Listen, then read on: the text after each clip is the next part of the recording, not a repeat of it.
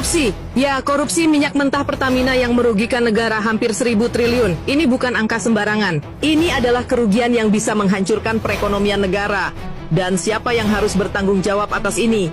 Salah satunya adalah Riza Khalid, si pengusaha minyak yang hingga kini masih diburu Kejaksaan Agung. Karena kalau dia buka suara, yang bersangkutan ini, bubar nih semua. Bubar. Si A dikasih si berapa, si B dikasih berapa, perkara ini ngasih berapa. Maka pendapatan negara dari sektor sumber daya alam itu besar sekali. Dan itulah yang kita hitung kalau misalnya itu berhasil kita tutup lubang-lubangnya, berhasil kita perbaiki, dan pendapatan negara itu bisa dikelola dengan baik, maka memang kita temukan bahwa setiap individu, setiap kepala rumah tangga itu bisa digaji dengan 20 juta minimal ya per bulan. Kalau saja di dunia pertambangan ini kita bisa menghapus celah-celah korupsi, maka setiap kepala orang Indonesia itu setiap bulan akan mendapat uang 20 juta rupiah tanpa kerja apapun.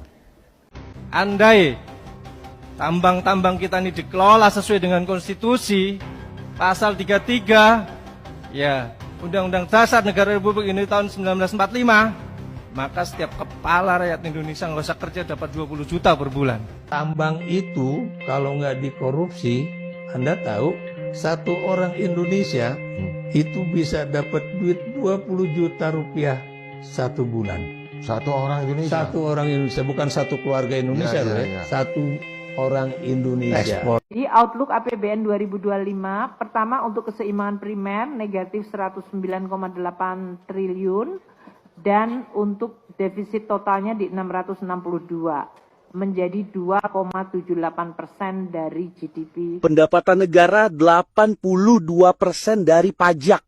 Lalu emas, nikel, batu bara, uangnya kemana? 82% pendapatan negara berasal dari pajak rakyat. Lalu yang tambang emas, nikel, minyak, batu bara yang katanya kekayaan alam untuk rakyat, uangnya kemana? Setiap tahun, Indonesia menambang ratusan ton emas, jutaan barel minyak, dan jutaan ton batu bara. Namun anehnya, kontribusi sektor sumber daya alam gak sampai 10% dari total pendapatan negara. Loh, gimana ceritanya?